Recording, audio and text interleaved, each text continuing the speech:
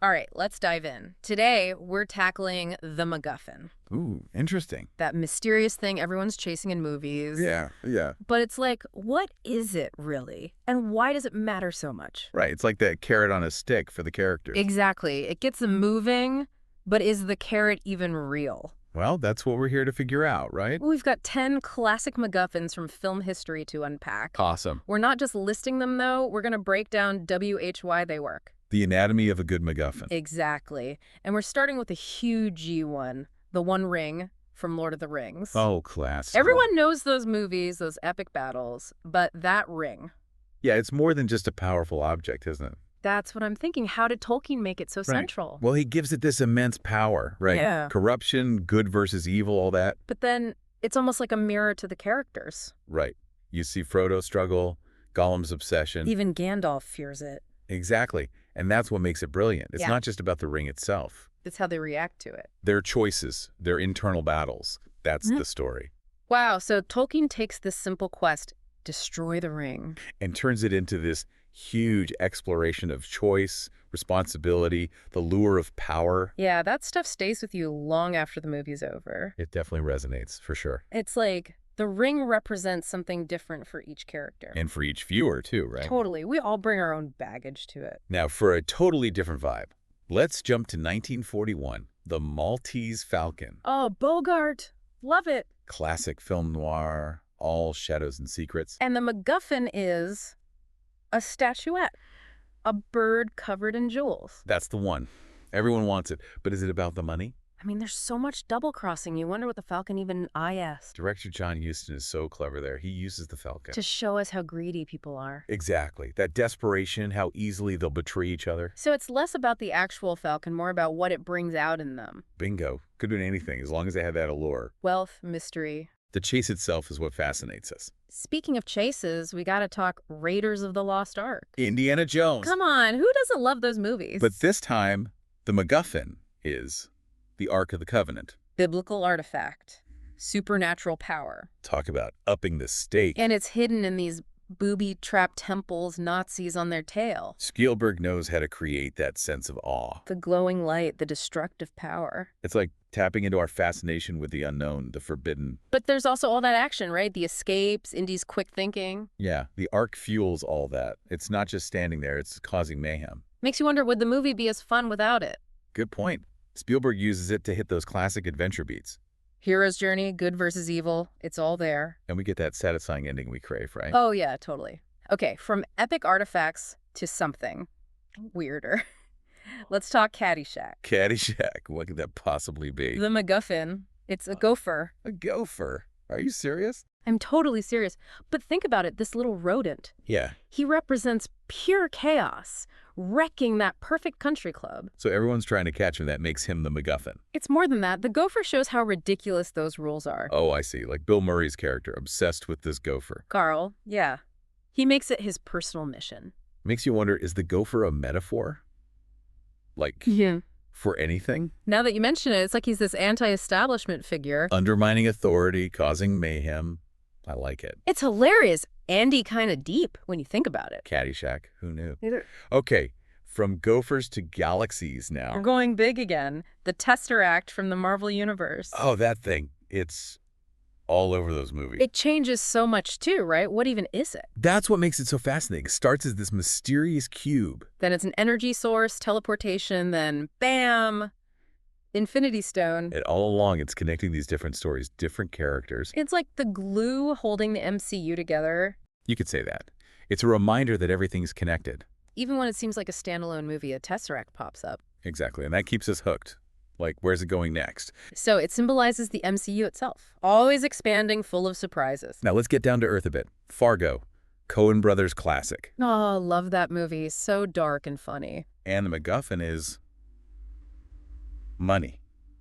A suitcase full of it. Plain and simple, but knowing the Coens, Things go wrong fast. it's like the money itself doesn't matter as much as what people do. Their dumb decisions, the consequences, that's what's captivating. The Coens show how greed messes people up, makes them do crazy things. It's almost like the money's just an excuse to explore that dark side of us. So we've got magical rings, a mischievous gopher, a cosmic cube, and now cash. Quite the variety. But they all do the same thing, right? They push the story forward. Create conflict, show us who these characters really are. That's what makes a good MacGuffin. Absolutely. Yeah.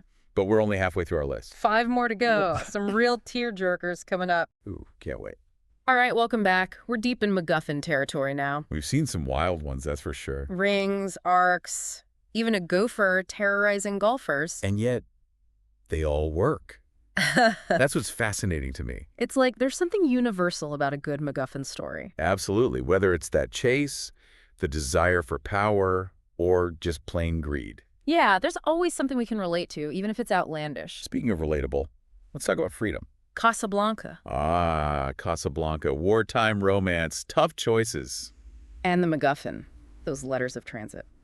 Not exactly a treasure chest full of gold, but boy, are they important. They represent so much more than just safe passage, especially in wartime. Hope, a new life, everything on the line. And for Rick, our leading man, they force him to confront his own values. Yeah, love, duty, doing the right thing. It's gut-wrenching stuff. It shows how a MacGuffin can raise the stakes, not just for the characters, but for us watching. We get invested because we understand what's at stake. Freedom, love, escaping tyranny, it all boils down to those letters. You mentioned chases earlier, and speaking of, back to Indiana Jones. Again? This time, it's the Last Crusade, and the Grail is up for grabs. Ah, the Holy Grail.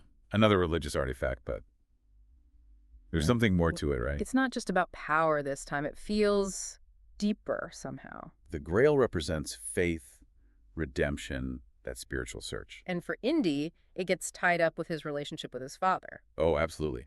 That dynamic adds a whole new layer. They're both after the Grail, but for different reasons. Makes you think, what does the Grail represent to each of them? It's like their own personal journeys become part of the quest. Exactly. It's not just an object anymore. It's a catalyst for change. Speaking of catalysts, Quentin Tarantino's Pulp Fiction, Oh, here we go. that briefcase, we never actually see what's inside. And that's the brilliance of it. Keeps us guessing the whole time. I've heard so many theories. Gold, diamonds, even something supernatural. But Tarantino leaves it open, and that fuels our imagination. It's like a symbol for the whole movie, unpredictable, full of twists. Great filmmaking does that right. It gets you thinking, even after the credits roll. And speaking of things we don't want to see, Alien. Alien, as in the creature. That's the MacGuffin, not an object this time, but... But it still drives the plot. It's what everyone's trying to avoid. The xenomorph is like the ultimate predator. Creepy design, relentless, pure terror fuel. It still gives me chills thinking about that chest-bursting scene. It's like tapping into our primal fear of the unknown. But it's not just a monster movie, right? There's something more there. But it makes us think about our own vulnerability, how fragile we are compared to that. From the depths of space to a galaxy far, far away. Star Wars, surely. Star Wars it is. This time, it's the Death Star plans in A New Hope. Ah, those plans, hidden in little R2-D2. Seemingly simple, but they kick off the entire rebellion. It's like information itself can be a MacGuffin. Those plans represent hope, a chance to fight back against the Empire. And they create this urgency, a race against time to get them to the right people. We know what's at stake, so every scene is that much more intense. And then, when they finally get to the rebels, that's the payoff.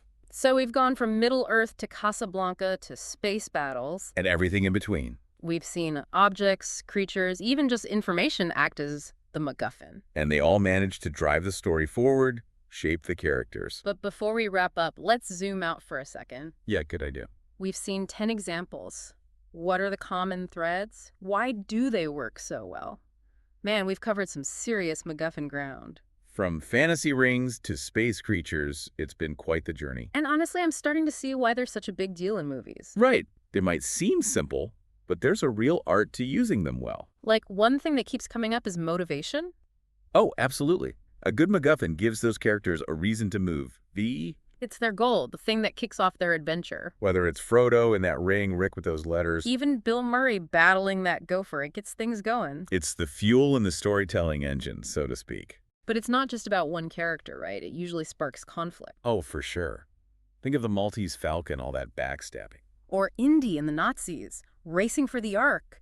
It raises the stakes. And sometimes, the conflict's more internal. like Frodo resisting the ring. Or Rick wrestling with his conscience. Those are tough choices. That's when it gets deep, right? The MacGuffin becomes symbolic. Makes the characters face their own flaws, their desires. It's not just about the object anymore. It's about the journey inward. Another thing I've noticed. A good MacGuffin keeps you guessing. Suspense. That's key. Like with Pulp Fiction, we're dying to know what's in that briefcase. And Tarantino never tells us. Masterful. Makes you wonder, is it better not knowing sometimes? Oh, sometimes, for sure. Yeah. It lets our imaginations run wild. And that's part of the fun, right? Figuring it out for ourselves. Makes you think even after the movie's over. We've also seen how MacGuffins can be more than just things. They can represent whole ideas, themes, fears even. The Grail is a perfect example. It's about so much more than just the cup. Faith, redemption, that search for something bigger than yourself. And in Alien, that creature is like pure primal fear. The unknown, the terrifying, it gets under your skin. And sometimes it's tied to real stuff, like freedom in Star Wars. Or escaping oppression in Casablanca, it hits harder that way. It's like the story becomes about more than just entertainment. It connects to our own lives, our hopes and worries. Powerful stuff. You know, this might sound weird, but sometimes the MacGuffin itself doesn't matter. You're right. It's what it does that counts. It's the journey, the challenges, how the characters grow. The MacGuffin gets them started, but it's the human element we connect to. So it's like this blank canvas, the filmmakers bring it to life. They give it meaning, layer and symbolism. It's a real art form. And as viewers, we get to unravel that, appreciate the craft. So next time you're watching a movie, pay attention to what drives the plot. Those objects, goals, whatever sends those characters on their way. You might just find a MacGuffin hiding in plain sight. And once you start seeing them, it adds a whole new level to those movies. Well, that about wraps up our MacGuffin deep dive. I hope you enjoyed the ride. We've explored some classics, and hopefully you learned a thing or two. About storytelling, about those hidden gems that make movies so great. So, until next time, keep watching those movies and keep an eye out for those MacGuffins. They're everywhere, once you know what to look for. Happy watching.